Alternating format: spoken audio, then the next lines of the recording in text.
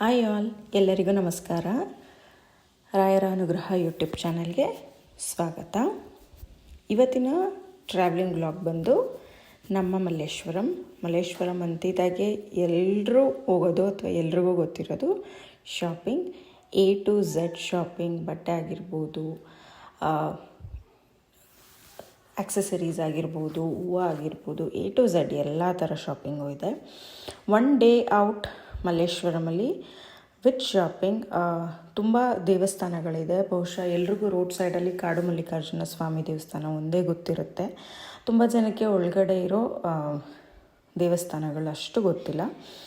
ನಾನು ಹೋಗಿರೋ ಟೈಮು ಕಡಲೆಕಾಯಿ ಪರ್ಸೆ ನಡೀತಾ ಇತ್ತು. ಸೊ ಹಾಗಾಗಿ ಕಡಲೆಕಾಯಿ ಪರ್ಸೆ ತೋರಿಸ್ತಾ ಇದ್ದೀನಿ.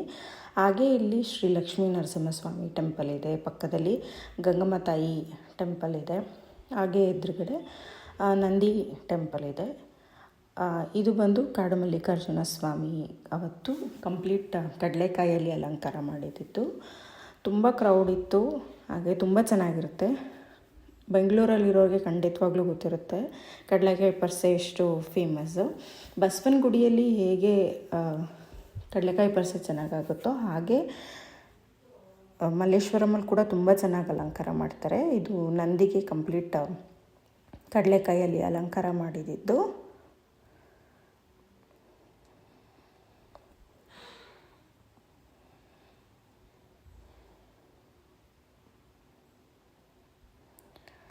ಹಾಗೆ ಈಗ ನೋಡ್ತಾ ಇರೋದು ನೀವು ಗಂಗಮ್ಮ ತಾಯಿ ದೇವಸ್ಥಾನ. ಇದಂತೂ ಚಿನ್ನದಲ್ಲೇ ಮಾಡಿರೋ ಥರ ಅನಿಸುತ್ತೆ, ಅಷ್ಟು ತುಂಬ ಡೆಕೋರೇಟಿವ್ ಆಗಿ ಮಾಡಿರ್ತಾರೆ. ತುಂಬ ಚೆನ್ನಾಗಿ ವೈಬ್ ಅನಿಸುತ್ತೆ. ಗಂಗಮ್ಮ ತಾಯಿ ದೇವಸ್ಥಾನಕ್ಕೆ ತುಂಬ ಒಳ್ಳೆ ಪ್ರತೀತಿ ಇದೆ. ಹೆಜ್ಜೆ ಮುಖಾಂತರದಲ್ಲಿ ಇಲ್ಲಿ ಬಂದು ನೆಲೆಸಿದ್ದಾರೆ ಅನ್ನೋ ಪ್ರತೀತಿ ಕೂಡ ಇದೆ. ಈಗಲೂ ಅಷ್ಟೇ, ರಾತ್ರಿ ಹೊತ್ತು ದೇವಸ್ಥಾನ ಕ್ಲೋಸ್ ಇದ್ದಾಗ ಬೆಳಿಗ್ಗೆ ಬಂದು ನೋಡಿದ್ರೆ ನೀರಿಂದು ಪಾದದ ಹೆಜ್ಜೆ ಗುರುತಿರುತ್ತೆ ಅಂತ ಹೇಳ್ತಾರೆ. ಈ ಥರ ಕಡಲೆಕಾಯಿ ಮಾರೋ ಥರ ಅಲಂಕಾರ ಮಾಡಿದರು ದೇವಿಗೆ, ತುಂಬ ಚೆನ್ನಾಗಿತ್ತು. ಹಾಗೆ ನಂದೀಶ್ವರನಿಗೂ ಕೂಡ ಕಡಲೆಕಾಯಲ್ಲಿ ಅಲಂಕಾರ ಮಾಡಿದರು.